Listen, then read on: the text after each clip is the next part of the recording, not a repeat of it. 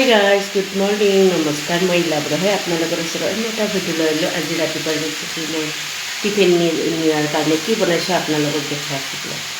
কালি ৰাতি আহাতে 11টা বাজি গ'ল। মানুহটোৱে ভাত চাত বনাই কিনে ধুনীয়াকৈ তাৰপিছত মই 11টা বজাত আহি পাই গা পা ধুই ভাত খোৱাতে কিবা খোৱাতে 12:30 বাজিছে। এতিয়া কি বনাই আছোঁ আপোনালোকক দেখাই ধুনীয়াকৈ মূলা আলু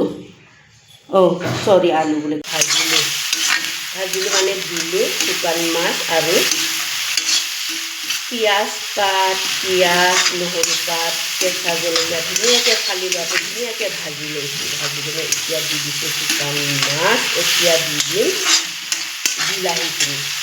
এতিয়া দি দিলোঁ বিলাহীখিনি। বেছি দীঘলীয়া নকৰোঁ মই।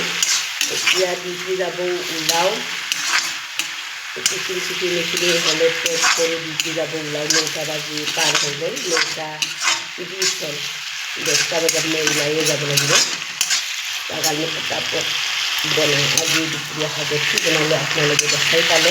অকল মই বনালোঁ বুটেদি মূলা শাক ভাজি শুকান মাছ বিলাহী এনেকুৱা পিঁয়াজ পাত নহৰু পাত দি কৰি আজি এইটো দিয়ে পৰিৱেশন কৰিম। আপোনালোকে যদি মোৰ ভিডিঅ'টো চাই ইণ্টাৰেষ্টিং হয় লাইক কৰিব, কমেণ্ট কৰিব, শ্বেয়াৰ কৰিব।